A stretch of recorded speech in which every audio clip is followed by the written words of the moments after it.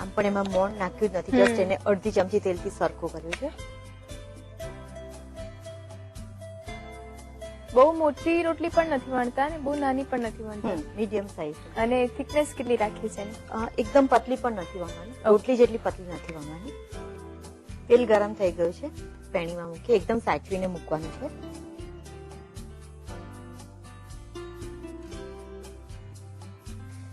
તમારી આખી ફૂલી જશે આ રીતે. તેને ફૂલવા જ દેવાની છે? હા, એને ફૂલવા જ દેવાની છે, પરંતુ એને કડક નથી કરવાની. અચ્છા, હા, કલર બિલકુલ ચેન્જ નથી થયો. ના.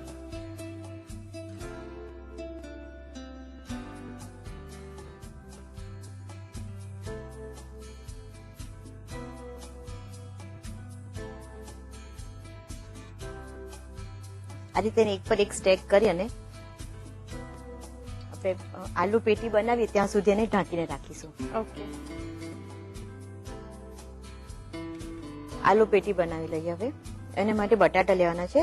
બટેકા બે બાફીને લીધા છે અને સાંજે બનાવવાના સવારથી બટેટા બાફી લેવાના છે, અને જેથી કે એકદમ કોરા થઈ જાય. યુઝ્યુઅલી જૂના બટાકા મળે તો વધારે સારું, કે એમાં પેલું પાણીનું વોટર કન્ટેન્ટ થોડું ઓછું હોય છે, ચીકાશ ઓછી. હા. અને 5 કપ ફ્રેશ બ્રેડ ક્રમ્સ લેવાના છે.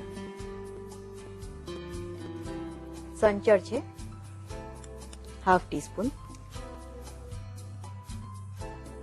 આમચૂર પાવડર ½ ટીસ્પૂન. ઓકે, ઇન્ડિયન ટેસ્ટની ફ્રેન્કી બનાવવાના છે? હા. અચ્છા. ધાણા જીરું પાવડર છે ½ ટીસ્પૂન, લાલ મરચું powder 1/4 teaspoon, salt to taste. Okay, લીલા મરચા છે ½ ટીસ્પૂન, કોથમીર છે 2 ટીસ્પૂન. બધી જ વસ્તુને મિક્સ કરી લઈએ. ઓવરઓલ આ ફ્રેન્કી કેવી બનશે? સ્પાઇસી બનશે કે માઇલ્ડ બનશે? સ્પાઇસી બનશે. ઓકે,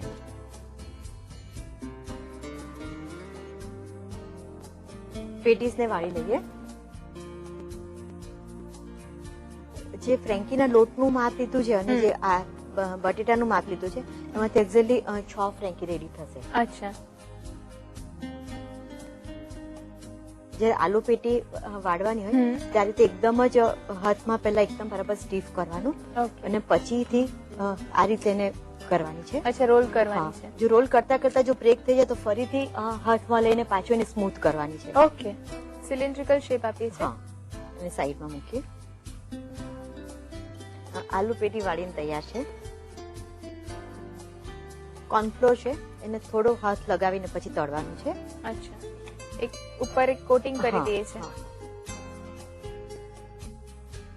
આમાં તમે બ્રેડ ક્રમ્સ લીધા છે એટલે જે રોલ છે આખો સરસ સ્ટીફ રહ્યો છે.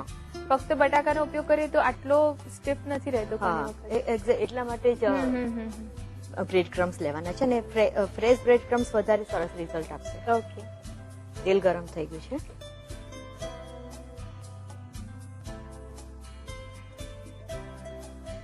હિમાલયાને તળતી વખતે ખાસ એ ધ્યાન રાખવાનું કે એકી સાથે એને બધી ડ્રોપ કરી દેવાની છે, પછી એને જલ્દી જલ્દીથી એને હલાવવાનું જ નથી. ઓલમોસ્ટ 1 મિનિટ આ જ પોઝિશનમાં એને રવા દેવાની છે, વચ્ચે તવે તો મારવાનો જ નથી બિલકુલ. અચ્છા, આ કોઈ વખત છૂટું પડી જાય છે ખરું?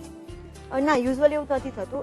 ક્યારે કે જયારે તમે વચ્ચેથી તમે અત્યારે એને હલાવ કરો તો કદાચ એવું થાય. આ સીધી એક વખત રેડી થાય ત્યારે જ એને ઉંચકી લેવાની છે. ઓકે, ગેસ ફાસ્ટ રાખીએ. અને અત્યારે ડીપ ફ્રાય કરી છે અને ગ્રીલ કરી અથવા તો શેલો ફ્રાય કરી શકીએ ખરા? ટોટલ આ જ ફ્રેન્કીને આ જ મસાલા જોડે લાઈક આપણે જે રોટલી તળી એને શેકીને કે આને પણ શેલો ફ્રાય કરીને એક્ઝેક્ટલી લઈ શકાય. અચ્છા,